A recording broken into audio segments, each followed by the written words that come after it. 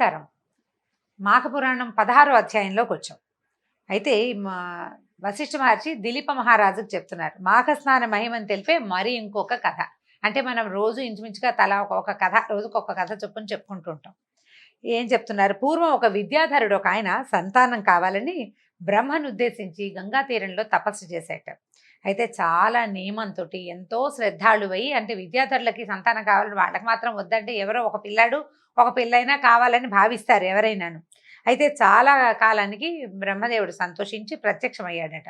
అయితే నీకు ఏ వరం కావాలంటే ఒక కుమారుణ్ణి ఇవ్వమని విద్యాధరుడు అడిగాడు. అడిగితే బ్రహ్మ ఏమన్నాడంటే, నాయన నీకు పుత్ర సంతాన యోగం లేదు, నీ తపఫలితంగా నీకు ఒక ఆడపిల్లని ఇస్తాను, పుత్రిక కనుక కలుగుతుంది, నీ వంశం నీ పేరుతోటి ముందుకెళ్ళదు, కన్యాదాన ఫలితం దొరుకుతుంది, నీకు అది దొరుకుతుంది కనీసం అని చెప్పి బ్రహ్మ ఏం చేశాడట, కుమార్తె పుడుతుందని ఒక వరం ఇచ్చేశాడు. ఇచ్చేస్తే ఏమైంది, కొంతకాలానికి ఈ విద్యాధరుడికి ఆయన ధార్మికంగా వివాహం చేసుకున్న భార్య ద్వారా ఒక చక్కని అందమైన సౌందర్యవతి అయిన కుమార్తె కలిగింది, అమ్మాయి పుట్టిందనమాట. వీళ్ళ చాలా బుద్ధిమంతురాలుగా ఉండేది, ఉత్తమ లక్షణాలు కలిగి ఉండేది, చక్కగా శాస్త్రజ్ఞానము అవి కూడా సంపాదించుకుంది.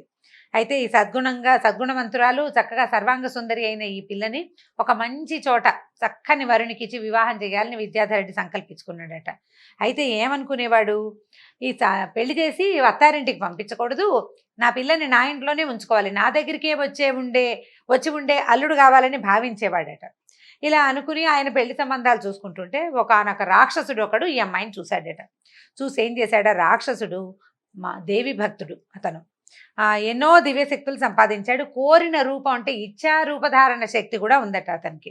ఈ విద్యాధర పుత్రికని ఈ అమ్మాయిని చూసేసరికల్లా అతను మనసు పడ్డాడు అమ్మాయి మీద. మనసుపడి ఏం చేశాడు, ఈ అమ్మాయిని పెళ్లి చేసుకుంటానన్నాడు. ఇతను మిగిలి శక్తివంతుడు, ఇప్పుడు దేవి భక్తుడే కాకుండా అతను ఏం చేశాడు, శివుని కోసం తపస్సు చేసి శివుని దగ్గర నుంచి పరమశివుని యొక్క త్రిశూలాన్ని వరంగా సంపాదించుకున్నట్ట. అతని దగ్గర ఉన్న త్రిశూలం శివుని చేతిలో ఉండే త్రిశూలం అట, తపస్సు చేసి సంపాదించుకున్నాడు. ఇప్పుడు ఈ శివ త్రిశూలధారి అయిన వాడిని కాదనడానికి వీల్లేదు, కాదంటే చాలా కష్టం. సరే, అప్పుడు ఆయనకి శివుడు శూలం ఇచ్చినప్పుడు, ఇది గనక నీ శత్రువు చేతిలోకి వెళ్ళిందా నీకు మరణం తథ్యం, అది నీ దగ్గర ఉన్నంత కాలం నువ్వు చిరాయువుగా ఉంటావని శివుడు వరం ఇచ్చి ఆ త్రిశూలాన్ని అతనికి ఇచ్చాడనమాట. అయితే ఇప్పుడు నా అంతటి వాడు ఎవడుంటాడు, పైగా నేను త్రిశూలం పట్టుకుంటే నా శత్రువు చేతిలోకి త్రిశూలం ఎలా వెళ్తుంది, ఇలాంటి గర్వంతో అతను మదించి ఉండేవాడు. మరణం లేదు అపజయం లేదు అని భావించి ఆ త్రిశూలాన్ని పట్టుకుని తిరుగుతూ మహాగర్వంతో ఎవరిని లెక్క చేసేవాడు కాదట. అలాంటి ఆ ఒక రాక్షసుడు ఈ విద్యాధర పుత్రికను చూసి, అమ్మాయి నువ్వెవరు ఏమిటి అని కనుక్కుని నన్ను వివాహం చేసుకోమన్నాడు. ఆ అమ్మాయి ఏమందంటే, మా నాన్నని అడుగు, తండ్రిని అడుగు, మా నాన్న ఒప్పుకుంటే ఆయన ఎలా ఎవరికి ఇచ్చి పెళ్లి చేస్తానంటే వాళ్ళని పెళ్లి చేసుకుంటానంది.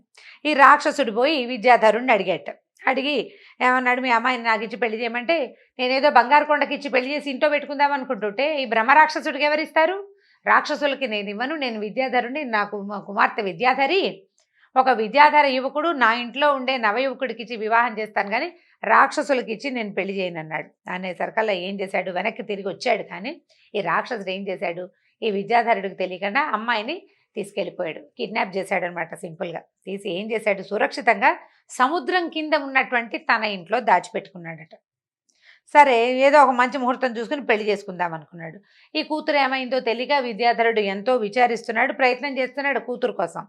ఇంతలో ఆ రాక్షసుడు బ్రహ్మ దగ్గరికి వెళ్ళి, నేను వివాహం చేసుకుంటాను బ్రహ్మదేవా, నాకు ఒక మంచి ముహూర్తం చెప్పమంటే ఇక్కడి నుంచి 8 మాసాల తర్వాత మంచి ముహూర్తం ఉందని చెప్పాడట బ్రహ్మదేవుడు. బ్రహ్మదేవుడు ఏమిటోనండి విచిత్రంగా, వీడు రాక్షసుడు ఒక విద్యాధర రాజకన్యకని అపహరించి తెచ్చాడు అనే ఉద్దేశం లేదు ఆయనకి, అవన్నీ ఆలోచించే చెప్పాడో ఏమో మరి మనకు తెలీదు. 8 నెలల తర్వాత ముహూర్తం చెప్పాడట. సరే, ఈయనేమనుకున్నాడు, అంతవరకు ఆగమన్నాడు. రాక్షసుడు ఒప్పుకున్నాడు అనమాట. ఈ విద్యాధర పుత్రిక తర్వాత నన్ను అమ్మాయికి వచ్చి 8 నెలల తర్వాత మన ఇద్దరం పెళ్లి చేసుకుంటాము, అప్పటిదాకా నువ్వు నా ఇంట్లోనే ఉండు, నేను నిన్నేమి బాధించను, నువ్వు ఏది కోరితే అది తెచ్చిస్తాను, నీకేం కావాలంటే అది ఇస్తాను, ఇక్కడే ఉండమన్నాడు. సరే, ఆ అమ్మాయి ఇంకేం మాట్లాడలేదు, ఇతన్ని కాదని వెళ్ళే శక్తి లేదు, తండ్రి ఏదైనా ప్రయత్నం చేస్తాడేమో అని చూస్తున్నట్టుంది. అయితే నీకేం కావాలి అని రాక్షసుడు పదే అడుగుతుంటే, నాకు ఇప్పుడేం అక్కర్లేదు, కానీ ప్రతి సోమవారం అంటే వారంలో ప్రతి సోమవారము సాయంకాలం శివుని దర్శించే వ్రతం ఉంది, దర్శించి పూజించుకోవడానికి శివలింగం ఎక్కడుందో చూపించు మీ ఇంట్లో అని అడిగిందట.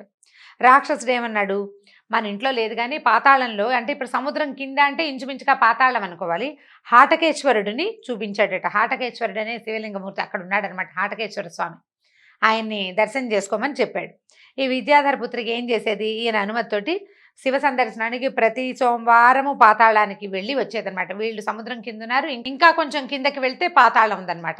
సోమవారం సాయంకాలం ఎవరి వీక్ ఈ అమ్మాయి కాస్త కిందకి వెళ్ళి ఆ పాతాళంలో ఉన్న హాటకేశ్వర స్వామిని దర్శనం చేసుకుని కాసేపు శివ సాన్నిధ్యంలో గడిపి వచ్చేస్తూ ఉండేది. అయితే ఒకసారి ఒక సోమవారం నాడు త్రిలోక సంచారి అయిన నారద మహర్షి అక్కడికి వచ్చేట. వచ్చి చూసి ఆశ్చర్యపోయి, అమ్మాయి నువ్వు ఫలానా విద్యాధరుడి కూతురివి కాదు, నువ్వు ఇక్కడ ఉన్నావేమిటమ్మా అని అడిగాడు. ఆ అమ్మాయి మెల్లిగా జరిగిందంతా చెప్పి, ఈ రాక్షసుడు నన్ను ఈ సముద్రం కిందున్న పాతాళ గృహంలో ఉంచాడండి, ఏం కావాలి ఏం కావాలన్నాడు, ప్రతి సోమవారం శివపూజ చేసుకుంటానంటే ఇక్కడికి పంపిస్తున్నాడు అని చెప్పింది. చెప్పేసరికి అంతా విని, అమ్మాయి నువ్వు భయపడద్దు, విష్ణు భక్తుడైన వాడు నీకు భర్త అయ్యేవాడిని ఒకడిని నీ దగ్గరికి నేను పంపిస్తాను, నీకు విష్ణు భక్తుడైన వాడితోటి వివాహం ఉందమ్మా నీ జాతకం ప్రకారం, వాడిని నీ దగ్గరికి నేను పంపుతానని చెప్పి, అతనే నీ భర్త, నువ్వేం కంగారు పడదు, నువ్వు నమ్ము, నీకు ఉపాయం చెప్తాను అని చెప్పి ఏం చెప్పాడంటే, ఇక్కడ శివుడికి ఎదురుగుండా మానస సరోవరం ఉంది. మాఘమాసంలో నువ్వు ఈ సరస్సులో స్నానం చేయి, గంధ పుష్పాదులతో శ్రీమన్నారాయణ్ణి పూజించి ప్రదక్షిణ నమస్కారాలు చేయి. అంటే ఇప్పుడు శివాలయానికి ఎదురుగుండా ఉన్న మానస సరోవరంలో మునిగి స్నానం చేసి శివాలయానికి దగ్గరే విష్ణు పూజ చేయమని చెప్తున్నాడు అనమాట. చేస్తే ఈ రకంగా చేసిన వాళ్ళకి కోరినది లభిస్తుంది. నీ కోరిక మనం ఏమిటనుకుంటున్నాము, విష్ణు భక్తుడైన వాడు ఒకడు నీ తండ్రికి హితుడు, అంటే తండ్రికి నచ్చేవాడైన వాడు వరుడితోటి వివాహం, ఈ రాక్షసుని తప్పించి అది జరుగుతుంది. ఈ మాఘ స్నానము, మాఘంలో విష్ణు పూజ సద్యో ఫలితాన్ని ఇస్తుంది, నా మాట నమ్మమని చెప్పేసి నారద మహర్షి వెళ్ళిపోయాడు.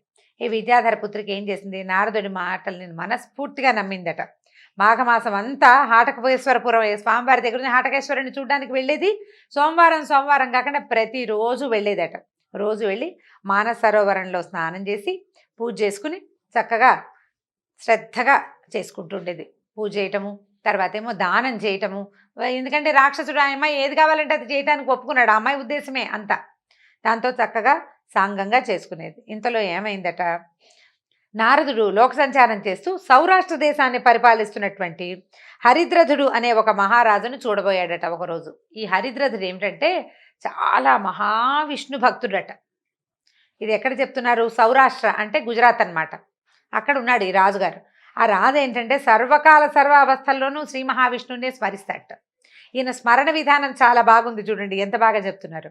ఎవరైనా వచ్చారనుకో అందరినీ మహావిష్ణువులే అమ్మగానే భావిస్తాడట ఆయన. చూడ్డానికి ఎవరైనా వస్తే హరి రా హరి అని పిలుస్తాడట. అంటే వచ్చి కూర్చో చెప్పడానికి ఆయన పేరు, ఆ మనిషి వ్యక్తి పేరు అడగడు, ఆయన హరి అంటాడు. అక్కడి నుంచి విష్ణువా అని పిలుస్తాడట. తర్వాత గోవిందా అని మాట్లాడతాడట. శ్రీకృష్ణ అంటూ ఎవరైనా ఏదైనా కృష్ణార్పణ కృష్ణ అని తీసుకుంటాడు.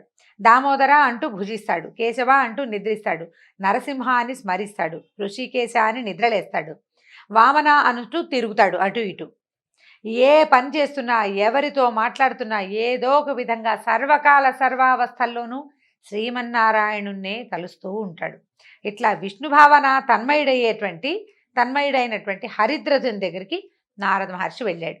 హరిద్రథుడు ఆయన్ని చూసి చాలా గౌరవించి ఆహ్వానించి కూర్చోబెట్టుకున్నాడు. తగిన ఆసనంలో కూర్చోబెట్టాడు. అనేక ఉపచారాలతోటి ఆయన్ని చాలా ప్లీజ్ చేశాడు అనమాట, చాలా గౌరవించాడు. గౌరవిస్తే అప్పుడు నారదుడు ఏం చెప్పాడంటే, అబ్బాయి విద్యాధర రాజకన్యక అనే ఒక అమ్మాయిని, సర్వాంగ సుందరి, ఎంతో బుద్ధిమంతురాలు, బ్రహ్మవర ప్రసాద ఆ అమ్మాయి, బ్రహ్మవరం వల్ల పుట్టింది. ఆ పిల్లని రాక్షసుడు ఒకడు బలాత్కారంగా అపహరించి సముద్రాంతర్గృహంలోకి ఉంచాడు. అమ్మాయిని సముద్రం లోపల అడుగున ఉన్నటువంటి ఒక ఇంట్లో దాచిపెట్టాడు. ఆ అమ్మాయి చాలా సద్గుణశీల, నువ్వు ఆ అమ్మాయిని స్వీకరించాలి. వీడు భారీగా స్వీకరించాలి కానీ ఆ రాక్షసుడిని సంహరించి నువ్వు అమ్మాయిని తెచ్చుకోవాలి అక్కడి నుంచి.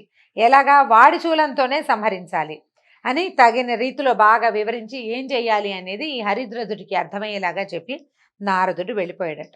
వెళ్ళేసరికల్లా ఏమైంది, హరిద్రథుడు సముద్రం దగ్గరికి వెళ్ళాడు. సముద్రుడు నారదుని ఆజ్ఞ ప్రకారం ఇక్కడికి ఒక విష్ణు భక్తుడు వస్తాడు, అతనికి దారివ్వమని చెప్పేశాడు నారదుడు. సముద్రం దారిచ్చిందట. దారిచ్చేసరికల్లా ఈ హరిద్రథుడు లోపలికి నడిచి వెళ్ళిపోయాడు. లోపలికి వెళ్ళి ఆ రాక్షసుని యొక్క ఇంట్లోకి చేరాడట. తర్వాత ఆ సమయంలో రాక్షసుడు ఇంట్లో లేడు. అతను వివాహ ముహూర్తం కోసం బ్రహ్మ దగ్గరికి వెళ్ళాడు. 7-8 నెలలు గడిచిపోయిన ఇంచుమించుగా 7 నెలలు అయింది. ముహూర్తం గురించి సాంగంగా కనుక్కోవడానికి వెళ్ళాడనమాట. అతను పోతూ పోతూ ఏం చేశాడంటే బ్రహ్మదేవుడు దర్శనం చేసుకుంటుంటే శూలం ఎందుకు, యుద్ధానికి వెళ్ళేటప్పుడు పట్టుకెళ్ళాలి, త్రిశూలాన్ని ఇంట్లో పెట్టి వెళ్ళేసరికల్లా ఈ ఈ అమ్మాయి కనపడింది లోపలికి. ఈ రాజు ఏం చేశాడంటే ఆయన చెప్పే నారదుడి ఆజ్ఞ చొప్పున ఆ శూలాన్ని తన హస్తగతం చేసుకున్నాడు. శూలాన్ని తీసుకునేసరికల్లా రాక్షసుడు తిరిగి ఇంటికి వచ్చాక తన శూలం తనకి ఉండవలసినటువంటి దేవతా మందిరం దగ్గర ఉండాల్సిన త్రిశూలం లేదని, అది తన శత్రువు చేతిలోకి వెళ్ళిపోయిందని, అంటే ఎవడి చేతిలోకి వెళ్తే వాడి తన శత్రువు అనమాట. అది తెలుసుకున్నాడు.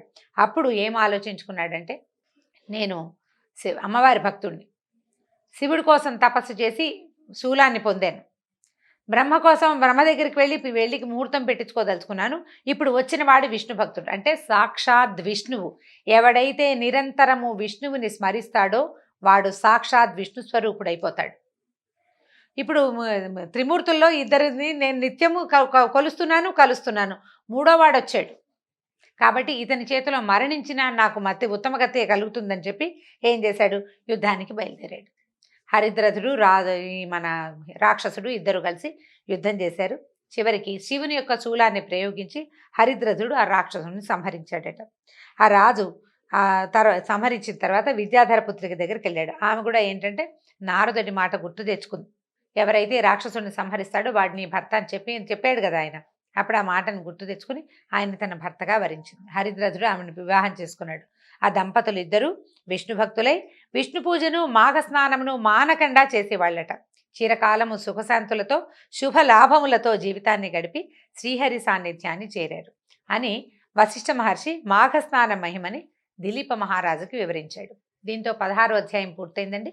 మళ్ళీ రేపు ఉదయం 17వ అధ్యాయంతో కలుసుకుందాం. నమస్కారం.